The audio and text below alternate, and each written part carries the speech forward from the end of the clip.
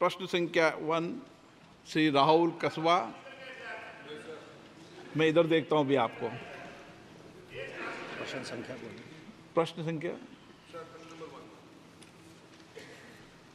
माननीय मंत्री जी। उत्तर सभा पटल से। माननीय सदस्य। धन्यवाद अध्यक्ष महोदय।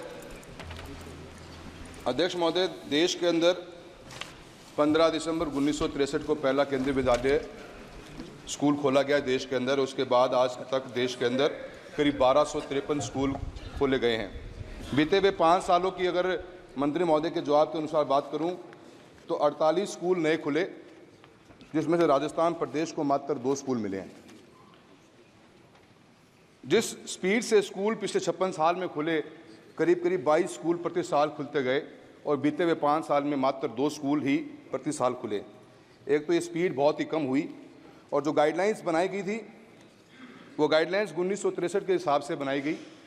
आज का बदलता हुआ वक्त है और आप की सरकार अमृत सिटीज़ नाम की बड़े बड़े शहरों को विकसित कर रही है, जिनकी 1 लाख से ऊपर की पॉपुलेशन है। सर, मैं आपके मार्फत से मंत्री महोदय से जानना चाहता हूं कि क्या सरकार अपनी नीति में परिवर्तन लाएगी और लाके ऐसे स्कूल्स जो 1 लाख से ऊपर की आबादी के स्कूल्स हैं, जो सिटीज़ हैं, जैसे मेरा यही लोकसभा क्षेत्र का सुजानगढ़ शहर है जिसकी 1 लाख से ऊपर की पॉपुलेशन है, क्या आप अपने नीति में परिवर्तन लाने के बाद में क्या इन ऐसे शहरों में स्कूल खोलने का कोई प्रावधान रखते हो? माननीय अध्यक्ष महोदय, माननीय सदस्य ने सवाल पूछा है और मैं समझ सकता हूं लाजमी है कि केंद्रीय विद्यालय संगठन की जो साख है उसे देखते हुए सभी सांसद चाहते हैं कि उनके क्षेत्रों में इसका विस्तार हो। पूरे देश में 1253 केंद्रीय विद्यालय खुले हैं और 6 साल के दशक में चाहे एकेडमिक परफॉर्मेंस हो, किसी भी मानक को आप देखेंगे तो दूसरी संस्थाओं को सरपास कर रहा है। राजस्थान के संबंध में माननीय सदस्य ने सवाल पूछा है और सुजानगढ़ के संबंध में मुख्य सवाल में उन्होंने पूछा।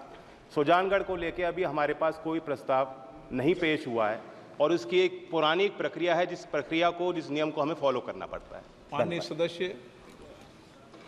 मंत्री महोदय, मैंने यही बात पूछी है कि क्या हम पॉलिसी को चेंज करने की कोशिश करेंगे, क्योंकि आज की तारीख में दूर दराज के अंदर जहाँ स्कूल है, आज मेरा केंद्रीय विद्यालय जहाँ चूरू में है उससे 150 किलोमीटर की दूरी पड़ती है सुजानगढ़ की, और हम चाहते हैं कि हर एक पॉइंट पे एटलीस्ट हम अमृत सिटीज़ को तो टारगेट करें जहाँ 1 लाख से ऊपर की पॉपुलेशन है, और सुजानगढ़ को भी आप इसमें प्रायोरिटी लेंगे।